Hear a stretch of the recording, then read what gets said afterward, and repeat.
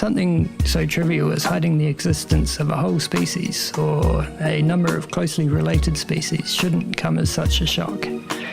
Even if these species happen to be pre-human hominids, often giant in stature, living in the remote forests of all continents except Antarctica. Yet, coming to this conclusion, as I have over the last 6 months or so, has come as quite a shock, and raises some even more shocking questions. You'll probably be shocked yourself to find out that the question of how it's been covered up for so long carries only minimal shock value when compared to the bigger questions the existence of the Sasquatch and all its international cousins will raise. But before we get to the big questions, first I'm going to have to prove to you that these things actually do exist. That's what this video is going to focus on. Most people can't even get past the question of how are they covering up something so big, so I'm going to address that quickly. Number 1. Through mainstream media, we've been programmed into dealing with witnesses of these creatures, and there are plenty, with an incredibly powerful deterrent. As touched on by my previous video, ridicule. Because, and this leads into number 2, mainstream media has never treated the subject seriously, with any shows dealing with it remaining inconclusive or intentionally treating the subject with ridicule to the point that, number 3, scientists won't touch the topic. And any mavericks who do get close to the truth are shut down by, number 4, the clandestine agencies hired to keep it covered up. Which is made easier by number 5, the elusive nature of the creatures themselves. They evidently have spent a lot of time and effort hiding themselves from humans for whatever reason, and are pretty good at it. These things are the masters of stealth. Most of the people that see these things are the types who spend a lot of time in and around their habitats. And if you're thinking it's only ignorant hillbillies that see these things, get a grip. These people are often hunters and spend a lot of their time out in the bush, and are by no means ignorant.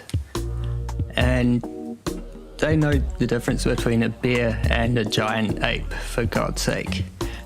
But it seems these days, as our cities expand into what was once the territory of the Sasquatch, there's actually easy pickings for these creatures, and they seem to be living right alongside suburban areas these days. From what I can tell, their population is booming, so it seems unlikely to me that this cover-up can last too much longer. I have a feeling things are going to get pretty interesting in regard to these creatures. But first things first, I have to prove to you that these things are actually real. So I'm going to show you the peer-reviewed science proving the existence of these creatures and their scheduling as an animal in the ZooBank database. Here's some excerpts of interviews of Rob Kreider of Kreider Exploration, who gathered some of the DNA evidence for the Sasquatch Genome Project, which was undertaken by Melba Ketchum and her team, who have subsequently had their names dragged through the mud in typical fashion of the gatekeepers of dogmatic scientism.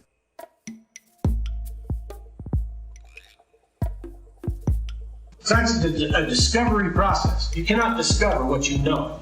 So the moment you think you know, you've already limited what you're going to discover. Is that not true? So when we say, oh, everything out there in the woods, that's known. And if it was new, we'd hear about it. Would you? Would you? Is there a vested interest anyone has to disclose this information to you? When the genetics come back partially human, and it does this on 300 genomes, and gets published and accepted in ZooBank Gen Archive. So, in other words, the local flora and fauna, all the animals on the planet are in these archives. There's GenBank and there's ZooBank. ZooBank has accepted and published this under the name Homo sapiens cognatus. your blood relative. Now there's the problem. What happens if you have a bunch of 10-foot kind of human things running around, living where they want, doing what they want, eating what they want? They don't have to worry about boundaries, lines. Now, isn't that the true definition of human rights? Now, that brings into reflection, what about us, for one? That's an aspect nobody wants to go there. The other thing is, the lid's been kept on it since the early 50s. The science is done by the FBI, released science in the early 70s. It was listed in local flora and fauna. It was listed by the Army Corps of Engineers to let people know what animals they may encounter in the wild up until 1975. So with all this going against us, with all this happening, how in the world would you ever know? How would you ever know? It's always left in essence of maybe, and almost always on the side of no way. Now, I've been offered 5 television shows. Have you seen me on TV? No. It's because I won't say what the script says. We actually do this for a living. This was being filmed for Animal Planet. I brought a TV crew in to a place within 200 foot of a large female, and when she grunted at us, all the film crew ran. They left. They want a show that's scripted, that you say what they want. It offers the time to the skeptical viewpoint as well, even if it's against physical evidence. Physical evidence speaks for itself. There's no debate. But that's what they want. They want the question left open. They want it to be a myth.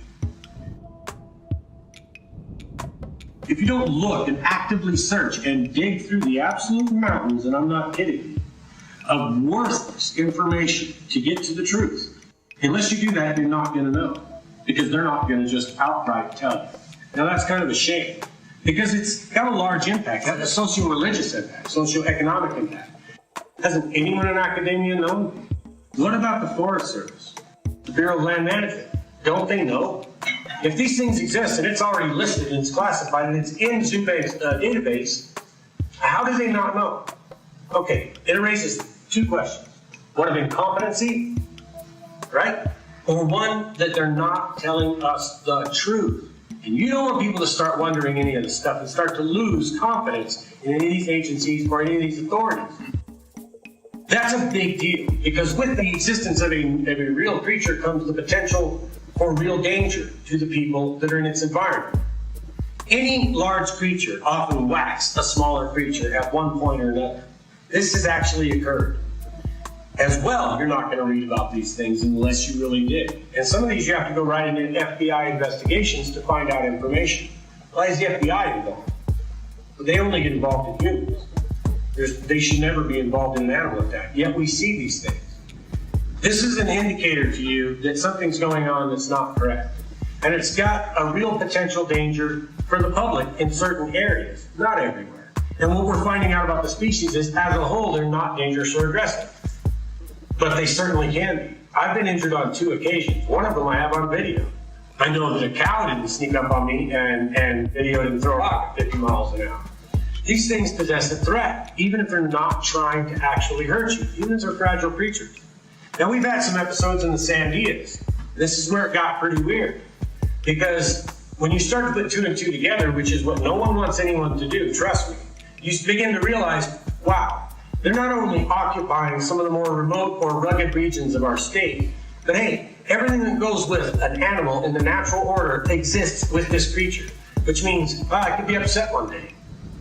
It could have being overprotective of its offspring. It could be in the rut or feeling a pheromonic reaction and as well be defensive or aggressive.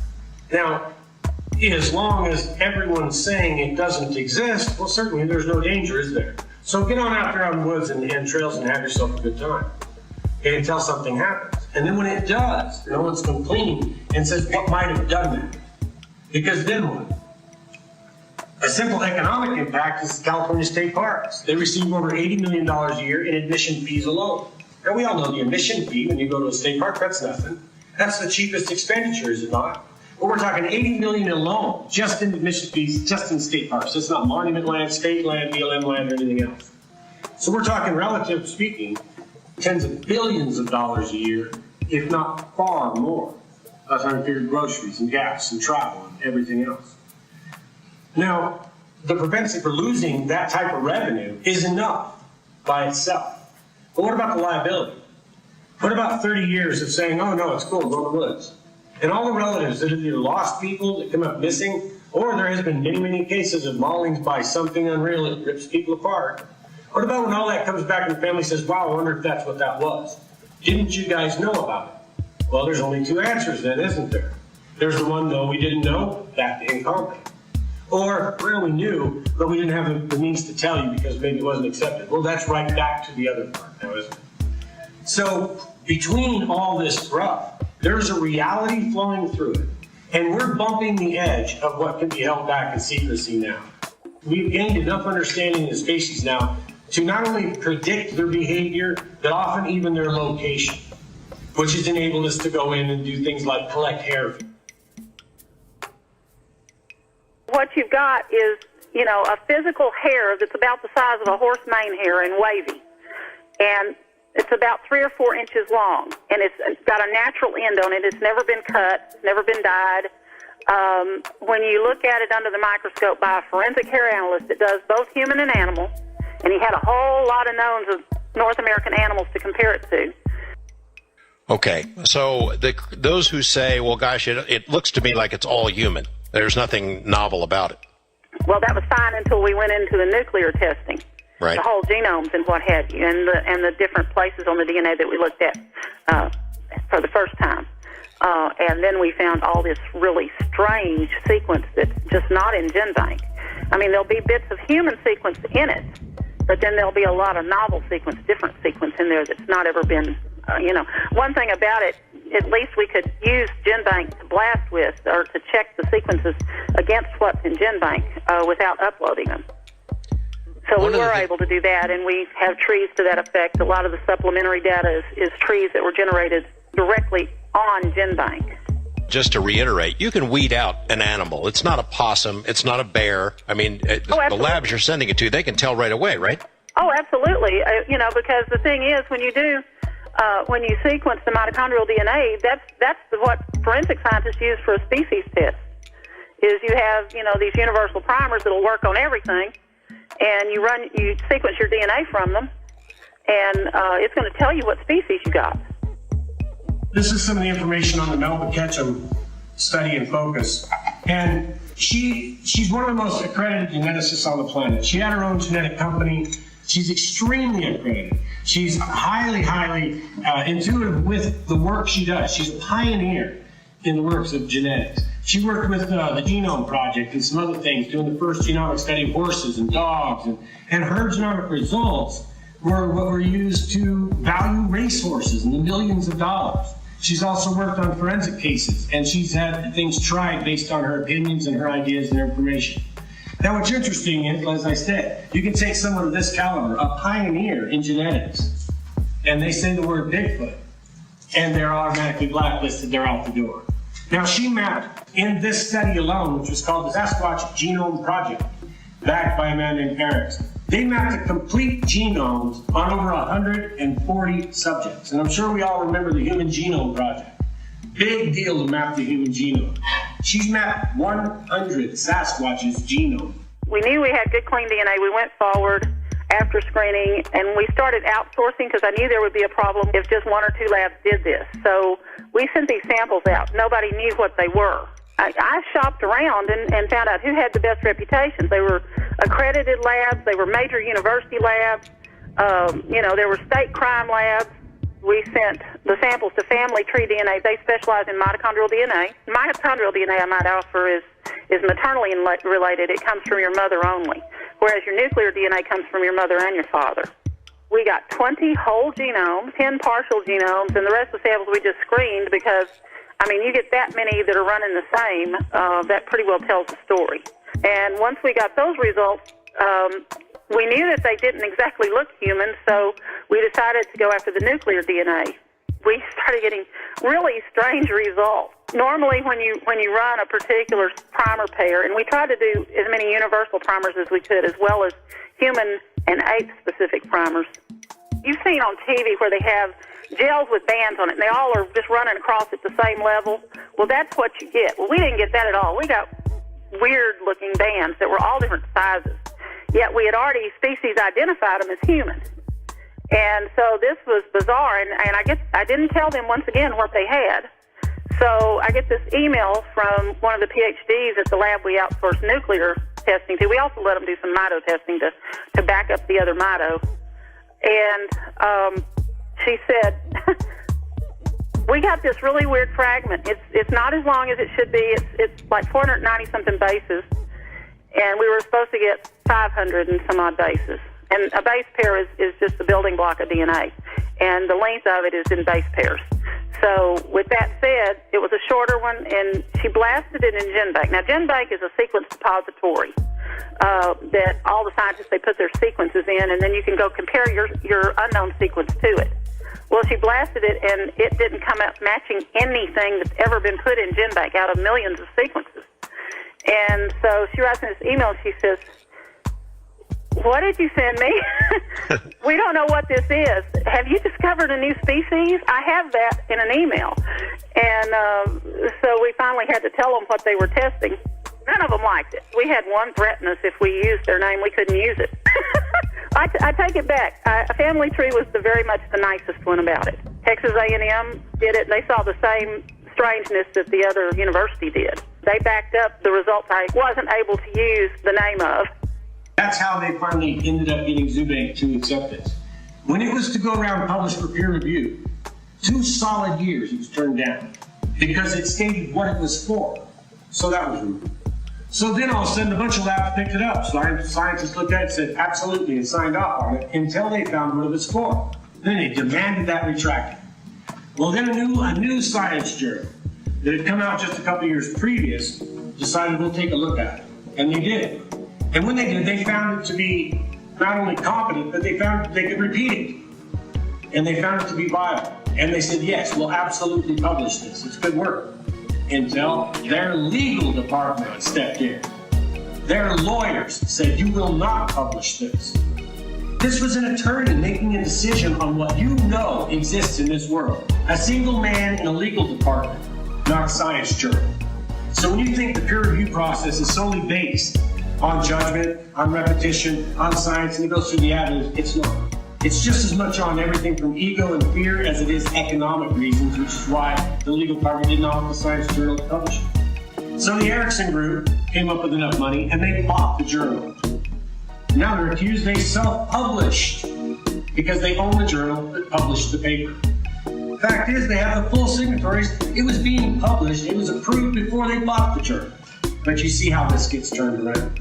So now, even though it has been peer-reviewed and published, accepted by ZooBank into the genomic list of the flora and fauna, we're still in here debating the existence of a creature that is listed in ZooBank to have a genetic code, which means it's a creature. It's been classified.